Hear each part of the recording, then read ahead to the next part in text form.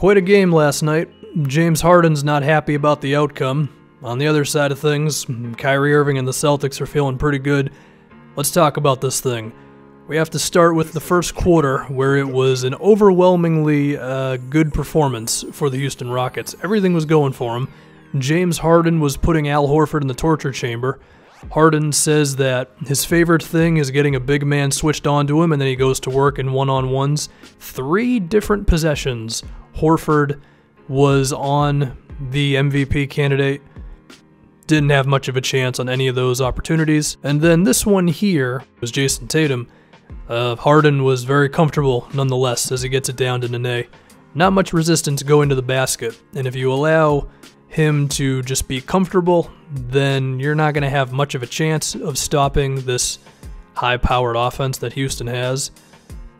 Another one here where Daniel Tice, he was put in the torture chamber as well. When James Harden's rolling like that, you better find a way to stop it quickly. And then you add to it Eric Gordon hitting a deep three-pointer and Ryan Anderson doing the same thing here. It was about as textbook of a first quarter as the Houston Rockets could have, and also about as bad as one as the Celtics could. A step-back long 2 for Marcus Smart with 15 seconds left in the shot clock is potentially the worst play that you could draw up in the NBA. This time they blitz the pick and roll, Celtics lose the ball. And then on this possession, Houston dares Marcus to beat them from outside, and that's a pretty good strategy. Celtics looked really bad. Miscommunication there, as that's going to be a turnover. And then Kyrie Irving tries to throw a pass down baseline, not able to handle it on that one. And G League defensive aficionado Briante Weber strips Kyrie Irving there. I mean, when Kyrie Irving is getting stripped, you know you're having a bad night. Offensive foul for Marcus Morris. But by the fourth quarter, the Celtics had closed in. I think a lot of that is just they're a good team, they're well coached, and they're at home, so I'm not going to kill Houston for that one. The offensive rebound by Aaron Baines, and this is where things get a little bit more interesting. Now, with the lineup of just Eric Gordon and no James Harden, the Celtics were way more switch-heavy, and Gordon's not going to make you pay for that the way that James Harden is going to, so they're able to stifle the defense a bit there. An interesting moment on this one. Eric Gordon went back to defend Aaron Baines. Nene has caught up to Baines at this point. Someone has to get on Morris at the top of the key, whether it's Eric Gordon sprinting up or Briante Weber or Trevor Ariza coming up and then Gordon switching onto their guy. You need to do something. You can't allow the guy to be wide open. Now, the Rockets run a bunch of offense that doesn't involve Eric Gordon, which I think is a mistake given that Chris Paul is out. Gordon misses a shot that he has made, and he made at least one of those earlier in this game, so I can't fault him too much for that one. You go under the screen on Weber, and, well, here we go. Now it's only a 4-point game. Now Harden's back in the game. You expect the offense to improve. I think this play was one of the bigger ones of the game, as Nene has a golden opportunity to score here, and he doesn't use his left hand. He decides to go with a right hook shot. You'd figure Nene would be comfortable with his left there. And then the Celtics attack Nene on the perimeter here, constantly putting him in screens, and eventually Terry Rozier finds an avenue, gets through Gerald Green as well as Nene, and suddenly all the momentum is through the Boston Celtics, as this is now a 1-point game. TD Garden rocking as you would expect at this point. But the MVP candidate, he's fantastic, as he hits the step-back 3 over Jason Tatum.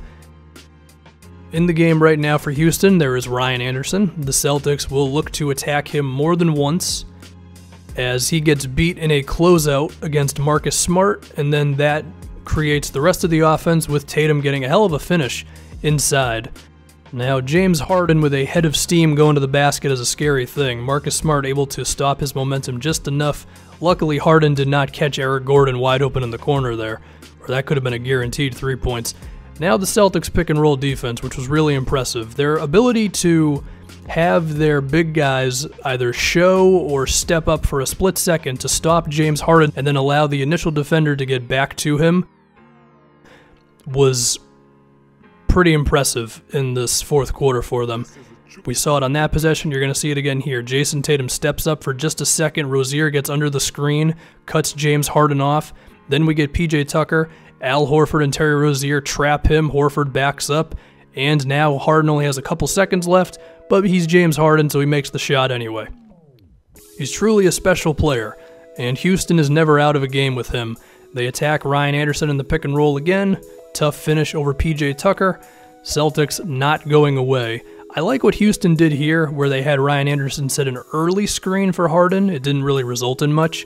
I think Marcus Smart was gambling a lot here. Ryan Anderson can hit from where he is right now. I mean, that guy's range has gotten better as his career's gone along. I would get mad at that shot from Harden, but he's made that shot before, so I can't fault him too much. Now, this one I don't like as much. You know, backed up a little bit, not a step back. But even with all that, PJ Tucker makes a free throw. We still have a 3-point game with about 19 seconds left.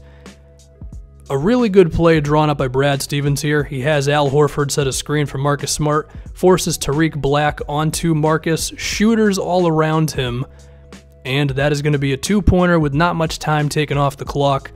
That's just head coach Brad Stevens doing his thing, and he does it once again here. Jason Tatum could have been open for a 3-pointer, but he is open going to the basket. And this is where the controversy begins, as James Harden potentially pushes Marcus Smart potentially flops. Look, let's just say that these are flops.